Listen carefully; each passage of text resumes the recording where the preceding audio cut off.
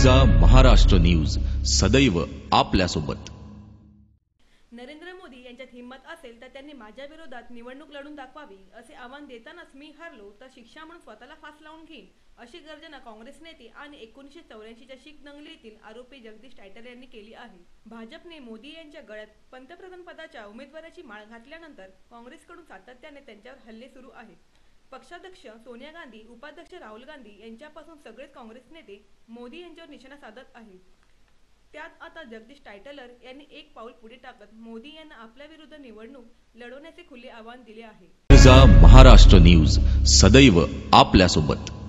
तेहलकाचे संपादक तरुण तेजपाल यांच्यावर त्याच्याच एका सहकारी महिलेनं लैंगिक छळाचा आरोप असल्याच्या कारणावरून त्याला अटक करण्यासाठी गोवा पोलीस नवी दिल्ली घरी पोहोचले। मात्र त्या ठिकाणी तेजपाल नसल्याने पोलिसांना चकवा दिल्याचे स्पष्ट झाले आहे। लैंगिक शोषण प्रकरणी तेजपाल यांना कोणत्याही क्षणी अटक होणार असल्याची शक्यता होती। गोवा पोलिसांनी कालच तेजपाल यांची 2 दिवसाच्या मुदतीची मागणी फेटाळली होती। त्यानंतर आज अटक करण्यासाठी गोवा पोलीस दिल्लीत गेले, मात्र तेजपाल घरी नसल्याने अटक टळली आहे। दरम्यान तरुण तेजपालनं संबंधित मुलीला ईमेल पाठवून माफी मागून समजवण्याचा प्रयत्नही केला, तेव्हा या मुलीनं त्याला जशास तसं उत्तर ईमेलद्वारेच दिलं आणि हे दोन्ही ईमेल आता लीक झालेत। या ईमेलमध्ये दोघंही त्या घटनेबद्दल बोलत होते। एका ब्लॉगवर या दोघांचं ईमेल संभाषण जाहीर करण्यात आले।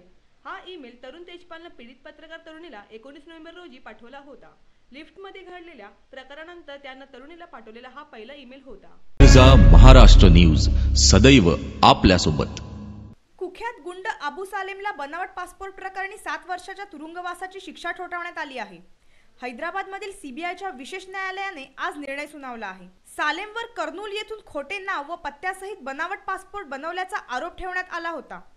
18 नोव्हेंबर रोजी सालेमला या प्रकरणी दोषी ठरवण्यात आले होते। आज न्यायालयाने त्याला शिक्षा सुनावली आहे। गरजा महाराष्ट्र न्यूज सदैव आपल्यासोबत। तब्बल 23 वर्षांपूर्वी झालेल्या हत्येप्रकरणी माजी आमदार आणि उल्हासनगर महापालिकेचे नगरसेवक पप्पू कलानी यांच्या विरोधात सुरू असलेला खटला 30 नोव्हेंबर पूर्वी संपवावा असे आदेश उच्च न्यायालयाने सेक्शन कोर्टाला दिल्याने 29 नोव्हेंबर रोजी कलानी यांचे भवितव्य ठरणार आहे। न्यायमूर्ती राजेश्वरी बापट यांच्या कोर्टात या खटल्याची सुनावणी होणार असून कलानी यांच्याबरोबर इतरांनाही कोणती शिक्षा होते याकडे सर्वांचेच लक्ष लागले आहे।